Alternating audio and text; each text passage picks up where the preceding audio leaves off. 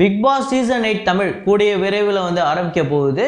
அதோட கண்டெஸ்டன்ட் லிஸ்ட்டை தான் இந்த வீடியோவில் பார்க்க போகிறோம். ஸோ இது வரையும் நம்மளுக்கு கிடைச்ச அப்டேட் வரையும் ஒரு 10 பேர் 11 பேர் கிட்ட கண்டெஸ்டன்ஸாக வரதுக்கான மோஸ்ட் பாசிபிள் இருக்குது. சில பேர்கிட்ட பேச்சுவார்த்தையும் போயிருக்கு, சில பேர் வரதுக்கான மோஸ்ட் கன்ஃபார்ம் இருக்குது. ஸோ ஒரு லிஸ்ட்டு எடுத்துகிட்டு வந்திருக்கேன், அதை தான் இந்த வீடியோவில் பார்க்க போகிறோம். ஸோ வீடியோக்குள்ளே போகிறதுக்கு முன்னாடி நம்ம சேனலை நீங்கள் சப்ஸ்கிரைப் பண்ணலாட்டி நான் பண்ணிவிடுங்க, பக்கத்தில் இருக்க பெல் ஐக்கானை ப்ரெஸ் பண்ணிவிடுங்க. வாங்க வீடியோக்குள்ளே போகலாம். இந்த லிஸ்ட்டில் முதலாவதாக பார்க்க போகிறது யார் அப்படின்னு பார்த்தீங்கன்னா ராஜீவ் கிருஷ்ணா. இவர் யார் அப்படின்னு பார்த்தீங்கன்னா சுரேஷ் கிருஷ்ணா அவர்களோட டைரக்ஷனில் ஆஹா அப்படின்னு சொல்லிட்டு ஒரு சூப்பர் படம். அதில் பாட்டு கூட அவ்வளோ சூப்பராக இருக்கும். அதாவது முக்கியமாக முதலில் பார்த்தேன் அப்படிங்கிற ஒரு பாட்டு. அந்த பாட்டு நம்மள நிறைய பேரோட ஃபேவரட், முக்கியமாக 90s கிட்ஸோட ஃபேவரட் சாங்கு. அந்த படத்தில் நடித்த ஹீரோ. அதுக்கப்புறம் சில படங்களில் கதாநாயகனாக நடித்தார், கேரக்டர் ஆர்டிஸ்டாக நடித்தார். முக்கியமாக அசல் அஜித் அவர்களோட திரைப்படத்தில் வில்லனாகவும் வருவார். அதுக்கப்புறம் பெருசாக ஒரு நடிகராக ஜொலிக்கலை பெருசாக. இப்போ அவர் வந்து பிக் பாஸ்க்கு வரதுக்கான ஒரு பேச்சுவார்த்தை நடந்துக்கிட்டு இருக்கு. இவர் வந்தால் கூட ஒரு நல்ல ஸ்ட்ராங்கான ஒரு கண்டெஸ்டண்ட்டாக இருப்பார். அதுக்கடுத்ததாக ஒரு under rated music director Ramesh Vinayagam. இவர் யார் அப்படின்னு பார்த்தீங்கன்னா ஏனி ரொம்ப அழகாக இருக்க, நல்ல தமையந்தி, அப்புறம் அழகிய தீயே, இந்த படத்தில் பாடல்கள்லாம் அவ்வளோ சூப்பராக இருக்கும். இந்த பாட்டை கேட்டதுக்கப்புறம், இப்போ நான் சொன்னதுக்கப்புறம் நீங்கள் உங்களில் நிறைய பேர் அட இவர் தான் இதுக்கெல்லாம் மியூசிக்கா, இதெல்லாம் என்னோடய ஃபேவரட் சாங்கு அப்படின்னு நீங்களே யோசிக்கிற அளவுக்கு ஒரு அண்டர் ரேட்டட் மியூசிக் டைரக்டர் தான் இவர். இந்த பிக் பாஸ்க்கு வரதுக்கான ஒரு பேச்சுவார்த்தை போயிட்டு இருக்கு அப்படின்னு சொல்கிறாங்க. ஸோ அதுக்கான பாசிபிலிட்டிஸ் இருக்கா இல்லையா அப்படிங்கிறத வரப்போகிற நாட்களில் பேசுவோம். அதுக்கடுத்ததான் காமெடி நடிகர், அதாவது காமெடி மட்டும் இல்லை, இவர் உண்மையிலே ஒரு நல்ல நடிகர், சார்லி. ஸோ இவர் நிறையா திரைப்படங்களில் காமெடியாக வளம் வந்திருந்தாலுமே இவர் ஒரு பெரிய நடிகர் அப்படின்னு சொல்லக்கூடிய அளவுக்கு ரீசெண்டாக நிறையா படங்களில் நடிச்சிருந்திருக்காரு. ஸோ சார்லி வந்து இந்த சீசனில் வந்தாருன்னா அவர் டைட்டில் எடுப்பாரா இல்லை மக்கள் மனசை பெருசாக கவருவாரான்லாம் தெரியாது. ஆனால் கண்டிப்பாக அவர் இருக்கிற இடத்துல ஏதோ பெருசாக என்டர்டெயின்மெண்ட் இருக்கும். அதுக்கடுத்ததான் பிக் பாஸ் அப்படின்னாலே சீரியல் ஆக்டர்ஸ்க்கு பஞ்சமே இல்லாமல் இருக்கும். ஸோ கண்டிப்பாக ஒரு 2-3 சீரியல் ஆக்டர்ஸாவது இருப்பாங்க. அதில் ஒரு 2 பேர். ஒன்று வந்து ஜனனி அசோக், இப்போ கூட இதயம் அப்படிங்கிற ஒரு சீரியல் ஜி தமிழில் போயிட்டுருக்கு, வேற மாதிரி ஆஃபீஸ் பண்ணுறாங்க. ஸோ இந்த மாதிரி சில நாடகங்களில் நடித்தவங்க. அப்புறம் இன்னொன்று பார்த்தீங்க அப்படின்னா காவ்யா அறிவுமணி. இவங்க வந்து பாண்டியன் ஸ்டோரில் ஒரு முக்கியமான ரோலில் நடித்தவங்க. ஸோ இவங்க வந்து இந்த பிக் பாஸ்க்கு இவங்க 2 பேர் வரதுக்கான பேச்சுவார்த்தை போயிட்டுருக்கு. மோஸ்ட்லி எனக்கு தெரிஞ்சு வருவாங்க அப்படின்னு தான் தோணுது. ஸோ வழக்கமாக யாராவது சர்ச்சையில் பேர் மாட்டிச்சு அப்படின்னா அவங்கள வாங்க அப்படின்னு சொல்லிட்டு பிடிச்சி இழுத்துட்டு வந்துடுவாங்க பிக் பாஸ்க்கு. அப்படி இந்த வாட்டியுமே அப்படிப்பட்ட ஒருத்தரை தான் அப்ரோச் பண்ணியிருக்காங்க, வேறு யாரும் இல்லை, கார்த்திக் குமார். கார்த்திக் குமார்னா நம்ம சுசித்ரா அவங்களோட ஹஸ்பண்டு, முன்னாள் ஹஸ்பண்டுன்னு சொல்லக்கூடாது, முன்னாள் எக்ஸ் கணவர்.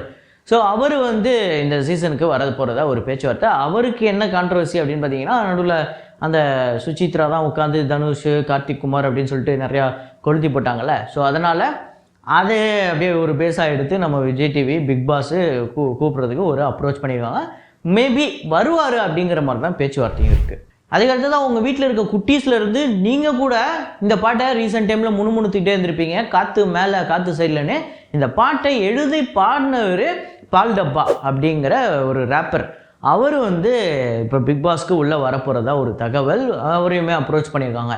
இப்போ ரொம்ப ட்ரெண்டிங்கில் இருக்க சில பேரை அப்ரோச் பண்ணுவாங்களா, அப்படி இப்போதைக்கு பீக்கில் ட்ரெண்டிங்கில் இருக்கிறவர். இன்றைக்கி ரீல்ஸை ஓப்பன் பண்ணாலே இவர் பாட்டு தான்.